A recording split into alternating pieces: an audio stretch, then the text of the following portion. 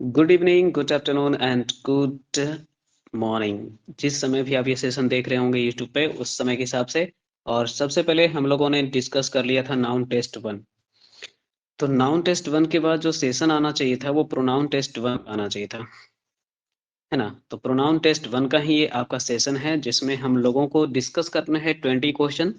और ये सारे टेस्ट अवेलेबल होते हैं इंग्लिश मोकड्डा का जो चैनल हमारा है, ऑनलाइन सेशन का टीचमेंट ऐप पे, वहाँ पे। तो अगर जिन भी स्टूडेंट को टेस्ट पेपर के लिए ये अपना बैच ओपन करना है, खरीदना है, तो उन्हें हमारे नंबर पे संपर्क करना होगा और वो वहां से हमारे बैच को बाई कर सकते हैं। तो चलिए, हम लोग जब इस सेशन को देख रहे हैं सॉल्यूशन में, तो आज का जो पहला क्वेश्चन प्रोनाउन का है वो देखेंगे क्या है। Misunderstanding has crept between he and.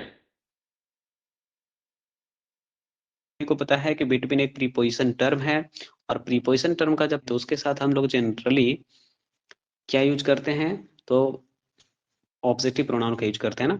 तो चलिए, ही की जगह पे आपको हिम करना चाहिए था, और इसी वजह से आंसर यहाँ पे एक पार्ट में दिया गया था। ओके, सिंपल मिस्टेक यहाँ पे था काउंट करना हम लोगों को प्रीपोजिशन प्लस में कौन सा ऑब्जेक्टिव प्रोनाउन। ठीक है, चलिए बस इतना ही सोचना था आपको। एग्जाम्पल के तौर पे आप देखना चाहते हैं तो देख सकते हैं। बीथ ही नहीं होगा, हिम होगा, है ना। और ही नहीं होगा, हिम होगा। चलिए, ऑफ सी नहीं होगा, हर होगा। तो इस तरह से आपको ध्यान रखना होगा कि जितने भी प्रीपोजिशन टर्म होते हैं उन सभी के बाद हम लोग जनरली ऑब्जेक्टिव प्रोनाउन का ही प्रयोग करते हैं। क्वेश्चन नंबर सेकंड किया है कि a man tends to one of the horses after its training at a stud farm. मतलब कहना चाह रहा था कि कोई भी व्यक्ति किसी घोड़े को शायद हैंडल कर सकता है जब ये घोड़े का ट्रेनिंग पूरा हो जाएगा तब। तो घोड़े का मतलब पॉजेसिव एडजेक्टिव यहाँ पे चाहिए था, ये तो इट इज का शॉर्ट फॉर्म होता है ना। तो यहाँ पे इट्स चाहिए था विदाउट एपोस्ट्रोफ है। तो इट्स यहाँ पे गलत है, आपको यहाँ पे क्या चाहिए था, इट्स ट्रेनिंग। हाँ, अगर आपको डिटेल कॉन्सेप्ट चाहिए तो आपको मैं थोड़ा सा समझा दूं। It's versus it is. तो सबसे पहले आपको यहाँ पे समझना पड़ेगा कि इसमें फर्क क्या होता है। तो जो इट्स वर्ड होता है स्टूडेंट, वो आपका पॉजेसिव एडजेक्टिव होता है। और ये खास करके इट के लिए आप यूज कर सकते हैं, या जो भी नॉन लिविंग सिंगुलर नाउन होते हैं उनके लिए, जैसे पेन, पेंसिल, बोट, ये सब। या फिर मान लो कि अभी लिविंग स्मॉल क्रिएचर जिनका हम जेंडर को उतना फोकस नहीं करते हैं, तो जेंडर अगर आप फोकस नहीं करते हैं तो वहां पे भी आप इट का ही यूज करते हैं। और उसका पॉजिटिव एडजेक्टिव हमेशा क्या यूज करते हैं, तो इट्स यूज करते हैं। उसके बाद है क्या कि इट इज का जब प्रयोग करने की बारी आती है तो इसके 3 कॉम्बिनेशन आप पढ़ सकते हैं। इसको इट इज भी पढ़ा जा सकता है, इट वाज भी पढ़ सकता है, और इट हैज भी पढ़ा जा सकता है। आपको अगर ईट इसका कुछ एग्जांपल देके दिखाइए आप, तो लीजिए। मैंने यहाँ से लिख दिया बिन क्लियर। बस बताइए अब क्या भरिएगा यहाँ पे। बिन क्लियर का मतलब इट हैज बिन क्लियर ना। तो आप इट हैज बिन क्लियर जब भरना चाहते हैं तो इट एपोस्ट्रोफ एस भी लिख सकते हैं यहाँ पे। ये भी आपका सही माना जाएगा। ठीक है, चलिए बाकी तो आप जान ही रहे हैं। जैसे आपका ये भी हो सकता है blank space I who was there. आप कहना क्या चाह रहे हैं, ये मैं था, कोई और नहीं था जो वहां था। तो आप लोग यहाँ पे यह मैं का बोलना सेंस जब चाहते हैं तो यह का इंग्लिश हो जाएगा इट वाज आई, है ना। It was I who was there. तो इट इज का जब कॉन्सेप्ट आपको ध्यान देना होगा कि इट इज का हम प्रयोग जब करेंगे तो जनरली यहाँ पर जो आगे होना चाहिए था वो एक सेंटेंस का कॉम्बिनेशन आना चाहिए था हमेशा। ठीक है, और साथ ही साथ हमेशा कौन सा प्रोनाउन का प्रयोग करना है, अगर इसके बाद रखना है तो सब्जेक्टिव प्रोनाउन, क्योंकि सेंटेंस का आधार तो सब्जेक्ट होता है ना। तो सब्जेक्ट रखेंगे तब तो सेंटेंस का भाव वगैरह आगे लेकर के जाएंगे। तो इसलिए हम इट इज का जब प्रयोग करते हैं तो हमेशा एक सेंटेंस या तो सब्जेक्टिव प्रोनाउन मिलने का चांस बढ़ जाता है। थर्ड क्वेश्चन है, apart from Germany they also visited Italy and Australia during its business tour. अब बताइए, जब क्वेश्चन का सब्जेक्ट दे था तो इसका प्रोनाउन पॉजेसिव एडजेक्टिव इट्स कैसे आ सकता था। बस इतनी सोचना है कि क्वेश्चन का जो सब्जेक्ट होता है वो सब्जेक्ट के अकॉर्डिंग ही हम लोग सब कुछ करते हैं, चाहे वो वर्ब डिसाइड करना हो, या फिर रिफ्लेक्सिव प्रोनाउन यूज करना हो, या फिर पॉजेसिव एडजेक्टिव यूज करना हो। जब भी आपको सेंटेंस का सब्जेक्ट दिखाई पड़े तो सारी चीजें आप उसी के डिसाइड करते हैं, चाहे वर्ब हो, चाहे रिफ्लेक्सिव प्रोनाउन हो, चाहे पॉजेसिव एडजेक्टिव हो। तो सब्जेक्ट दे था तो यहाँ पे दे के जगह पे क्या होना चाहिए था, दियर्स होना चाहिए था इट्स के जगह पे। चलिए बाकी आपको मैंने यहाँ पे ब्लैंक स्पेस रखा हुआ है आपका समझने के लिए, कि समझिएगा बहुत ज्यादा क्वेश्चन आजकल देख रहा हूँ मैं कि इट और दियर से आता है। तो आपको ज्यादा सोचने की आवश्यकता नहीं है। मैंने अभी आपको बताया कि इसके लिए आपके पास में इट होना चाहिए सब्जेक्ट, इसके लिए आपके पास सब्जेक्ट क्या होना चाहिए, दे होना चाहिए। अगर हम सब्जेक्ट की बात करेंगे तब, है ना, कि अगर हम सब्जेक्ट की बात करते हैं तब। हाँ, अगर हमारे पास में नाउन की बात करते हैं तो नाउन इसके लिए हमेशा क्या होना चाहिए था, नॉन लिविंग सिंगुलर या living small creature, living small creature. और जनरली हम जो दियर का जो यूज करते हैं तो इसमें कोई डाउट नहीं है, इसमें हर एक आपका जो नाउन होना चाहिए वो हमेशा क्या होना चाहिए, प्लूरल नाउन होना चाहिए, तभी आप यूज कर सकते हैं। जैसे मान लेते हैं क्वेश्चन है, द बोट मतलब नाव हो गया, और सिंक का V2 सैंक हो गया, and all their passengers, all their passengers. आप ये बताइए क्वेश्चन में यहाँ पे दियर पैसेंजर्स किसके लिए यूज किया गया, बोट के लिए ना। तो कहोगे हाँ सर, तो यहाँ पे ऑटोमेटिक आप सोच सकते हो कि ये तो गलत हो गया ना। जब बोट आपके पास है तो बोट के हिसाब से जब चलेंगे तो यहाँ पर क्या हो जाएगा, इट्स हो जाएगा, ITS हो जाएगा। क्लियर, चलिए। तो हमेशा आपको नाउन का सब्जेक्ट देखना जरूरी है और उसी सब्जेक्ट के प्रोनाउन के अकॉर्डिंग हम इट्स और दियर का प्रयोग करते हैं। There are numerous buildings outside our school premises, मुझे तो कोई दिक्कत ही नहीं लग रहा। देयर का वर्ब जो होता है हमेशा नाउन के अकॉर्डिंग होता है, तो न्यूमरस के बाद बिल्डिंग में प्लुरल बिल्कुल सही था, कोई दिक्कत ही नहीं था, है ना, तो नो एरर आपको करना बनता ही था। पीपुल एंड दियर डिमांड, देखो गलत पढ़ रहे हो तो ठीक है, लेकिन सही पकड़ रहे हो तो भी अच्छा है। तो दियर का स्पेलिंग पढ़ रहे हो तो यहाँ पे THEIR होना चाहिए था, देयर नहीं होना चाहिए था, है ना। क्योंकि हम लोगों को पता है कि क्वेश्चन का जो डिमांड होगा वो लोगों का ही डिमांड होगा, तो लोगों का मतलब दे पीपुल का।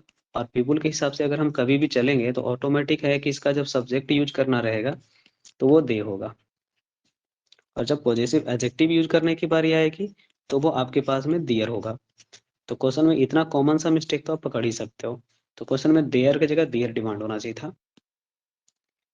चलिए, नेक्स्ट क्वेश्चन आपके पास में है, it is always a beautiful day in my neighbourhood.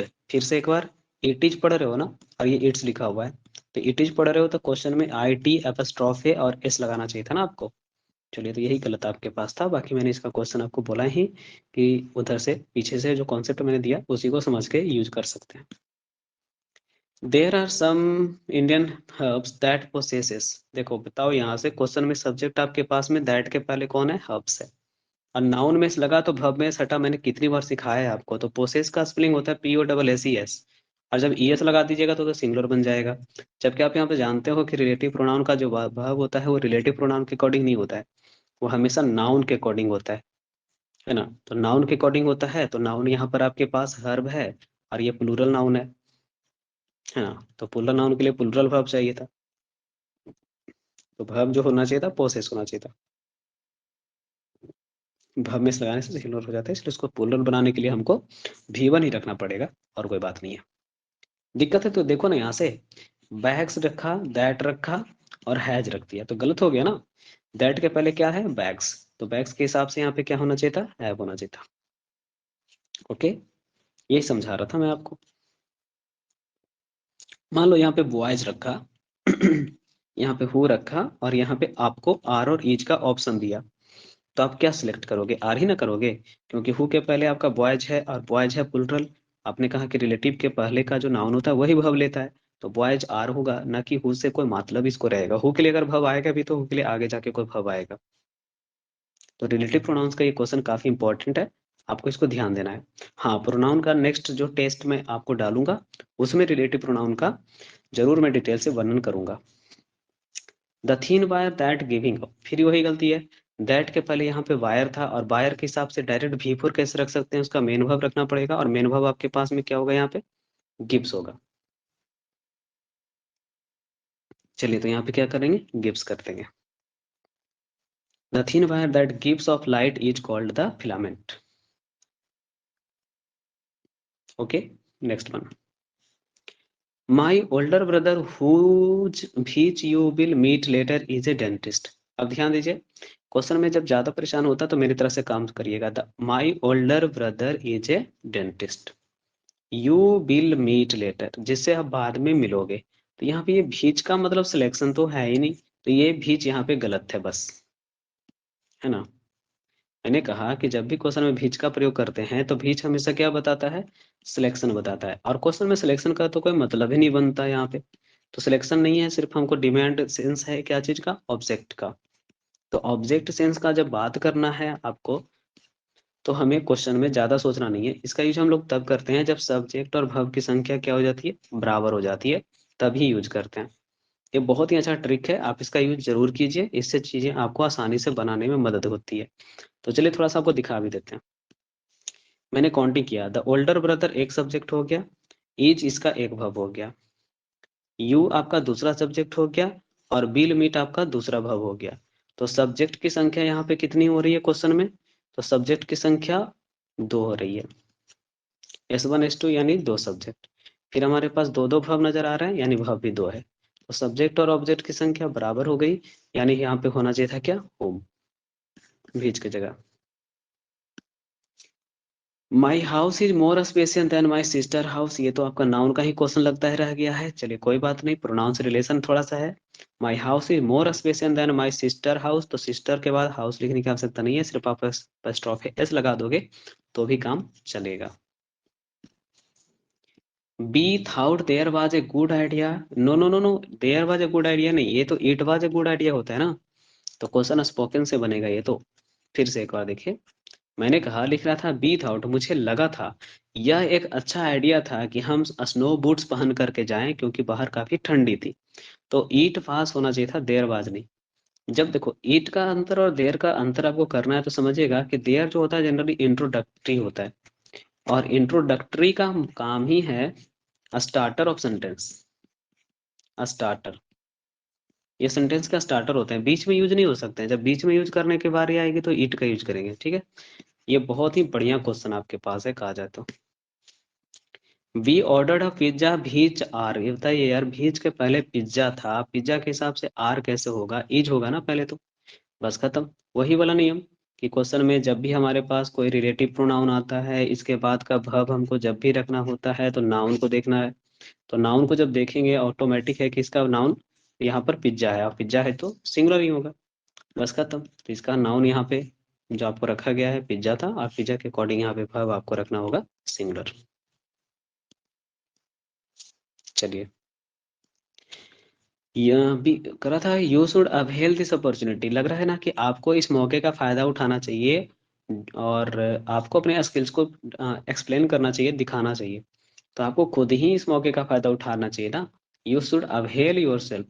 तो क्वेश्चन में यहाँ पे योर सेल्फ पहले तो छूट गया है, और उसके बाद ऑफ भी छूट गया है, दोनों लगाना पड़ेगा आपको, ठीक है।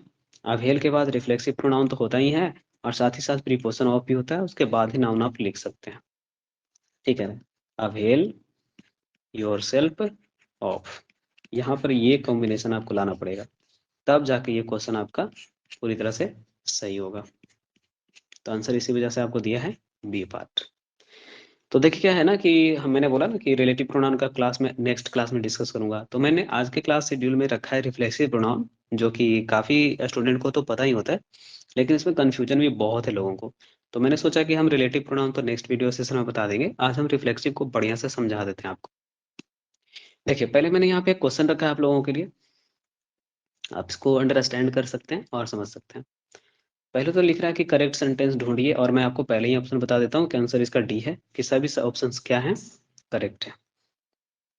देखिए क्या लिख रहा है, रिफ्लेक्सिव प्रोनाउन जो होते हैं वो हमेशा प्रीपोजिशन के पहले आते हैं, ये बहुत बड़ी बात इन्होंने बोली। जनरली देखिए क्या होता है, प्रीपोजिशन होता है, और प्रीपोजिशन के पहले जो प्रोनाउन आप लिखते हैं वो रिफ्लेक्सिव प्रोनाउन होता है, और प्रीपोजिशन के बाद जो प्रोनाउन आप लिखते हैं वो ऑब्जेक्टिव प्रोनाउन होता है। इसको हम लोग एक्सप्लेन भी करेंगे और साबित भी करेंगे बाद में। रिफ्लेक्सिव प्रोनाउन जो होते हैं वो सेंटेंस में तब यूज होते हैं जब ऑब्जेक्ट नहीं दिया रहता है, ये बहुत बड़ी बात है कि रिफ्लेक्सिव प्रोनाउन आप कब करेंगे।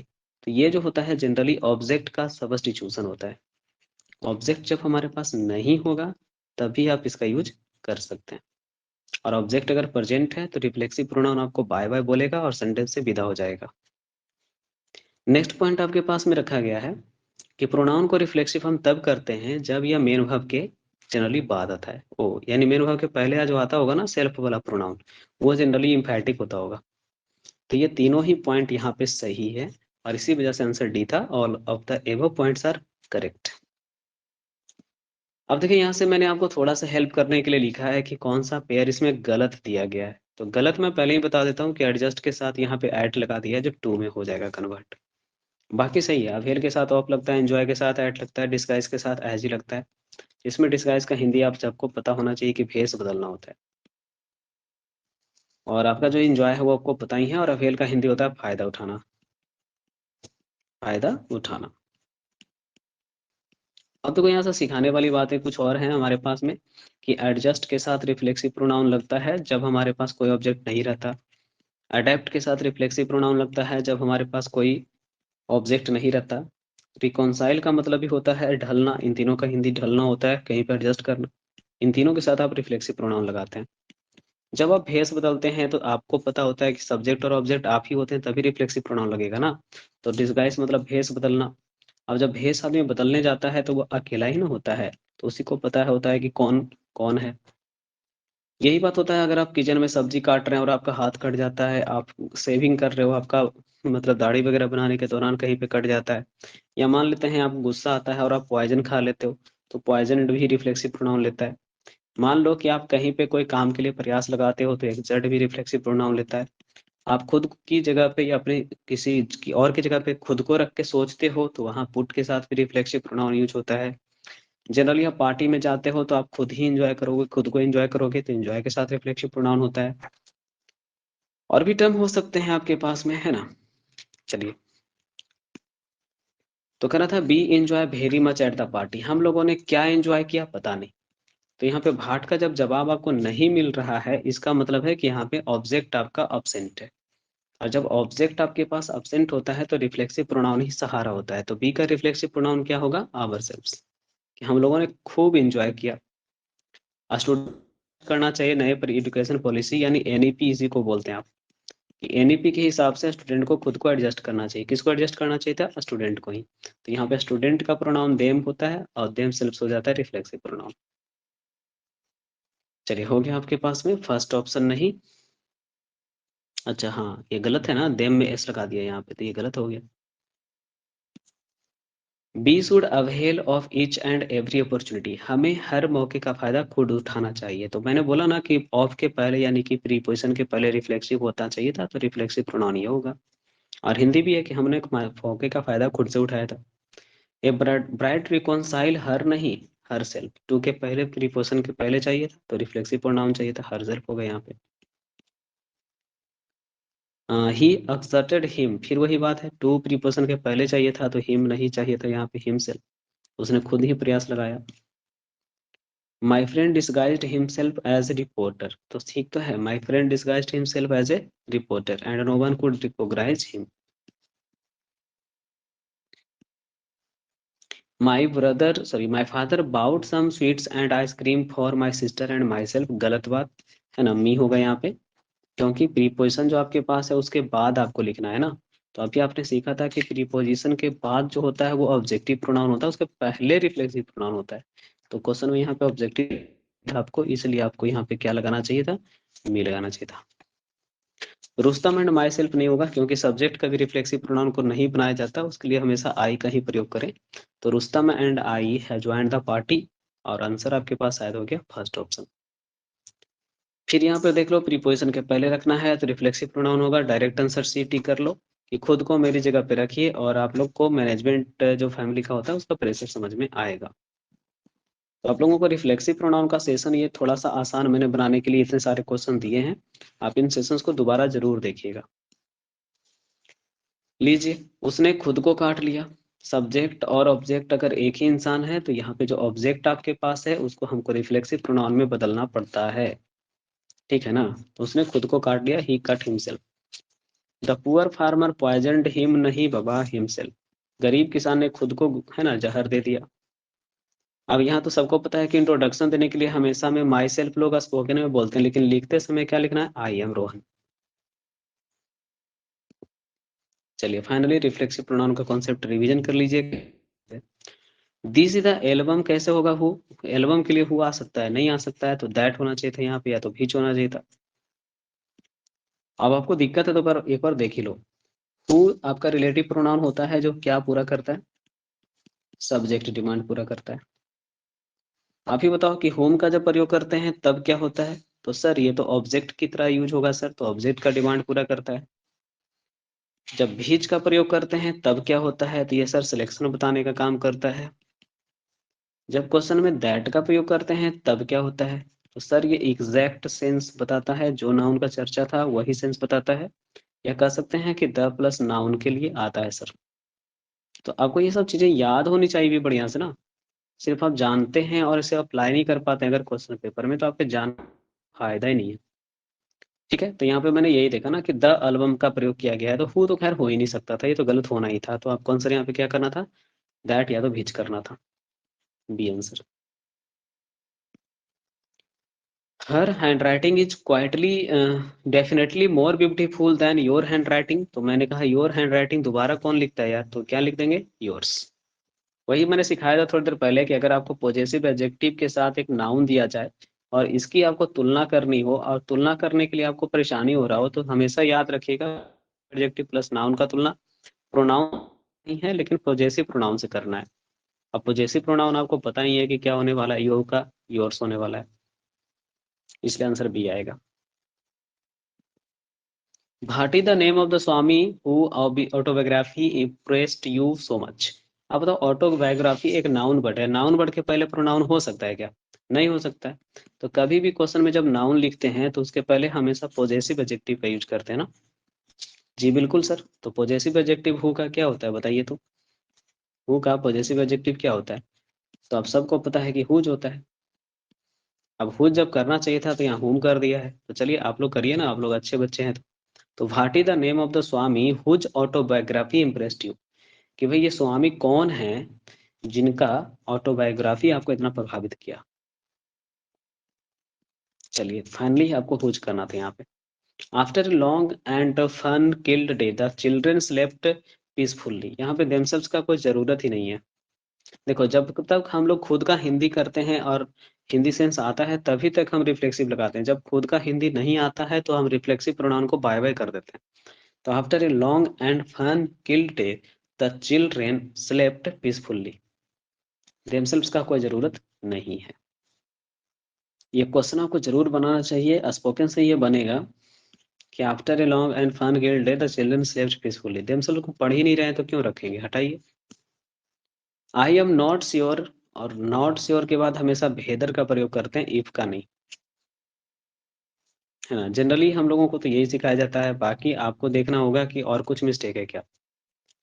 I am not sure if the red car in the parking slot is your, मैंने क्या सिखाया कि जनरली हम एडजेक्टिव को अकेला नहीं रख सकते ना, तो पॉजेसिव एडजेक्टिव को जब भी लिखना है तो नाउन के साथ लिखिए, और अगर आप पॉजेसिव एडजेक्टिव को नहीं लिख सकते हैं तो फिर आप पॉजेसिव प्रोनाउन का सहारा लीजिए। तो क्वेश्चन में यहाँ पे ये भी गलत है, आप यू की जगह योर्स करेंगे। अब चूंकि प्रोनाउन का सेक्शन है इसलिए प्रोनाउन सेक्शन के कारण आंसर डी दिया है, अदरवाइज यहाँ बेहतर भी इफ की जगह होना चाहिए था। Vane Sanathan asked Mr. Jignesh for a fresh evaluation of his performance in the last financial year। मुझे तो यहाँ तक कोई दिक्कत ही नहीं लगा, तो चलो ऐसा करते हैं कि यहाँ तक भूल जाते हैं कि सेंटेंस था। अब हम लोग सेंटेंस शुरू करते हैं यहाँ से। तो लिटिल का यूज कर रहे हैं, डिड का यूज कर रहे हैं, तो यहाँ सब्जेक्ट ही ना होना चाहिए था, बस खत्म। वही बात हुआ, जब कभी क्वेश्चन का स्टार्टर नेगेटिव वर्ड होता है तो उसके बाद हम एक्जुलरी लगाते हैं, और एक्जुलरी के बाद सब्जेक्ट, और सब्जेक्ट के बाद मेन वर्ब लगाते हैं, लास्ट में फुल स्टॉप लगाते हैं। तो क्वेश्चन में यहाँ पे सब्जेक्ट तो है ही नहीं, तो हिम की जगह ही करना पड़ेगा आपको। चलिए तो हिम की जगह ही कर लीजिए, आंसर डी कर लीजिए। लीजिए आज का लास्ट क्वेश्चन है आपके पास, मी एंड माई फ्रेंड्स नहीं यार, माई फ्रेंड्स एंड आई होगा, है ना, माई फ्रेंड्स एंड आई। देखिए होता क्या है, आपके पास एक कॉन्सेप्ट होता है 231 का फॉर्मूला। अब ये 231 का फॉर्मूला ये कहता है कि जब भी हमारे पास में तीनों पर्सन होते हैं या दो पर्सन होते हैं तो हम सबसे पहले सेकेंड पर्सन को रखते हैं, है ना। दो का मतलब सेकेंड पर्सन हो गया आपके पास में, और आपका तीन का मतलब हो जाता है थर्ड पर्सन, और आई का मतलब हो जाता है आपका फर्स्ट पर्सन। ठीक है, तो you he and I R good friends, ठीक है ना। बाकी एक फॉर्मूला 123 भी होता है जिसके 2 केसेस होते हैं जो अगले सेशन में हम आपको सिखाएंगे। फिलहाल आपको ये ध्यान देना है कि 231 का यूज हम करते हैं पॉजिटिव वर्क इम्पैक्ट में, है ना। कैसे वर्क इम्पैक्ट में? पॉजिटिव बातें, तो ये तो पॉजिटिव ही बात थी, टुगेदर साथ में सिनेमा देखने जाना। तो क्वेश्चन में माई फ्रेंड थर्ड पर्सन है, उसके बाद ही हम यूज करेंगे खुद को यानी कि आई को। तीसरे होगा आंसर आपके पास माई फ्रेंड एंड,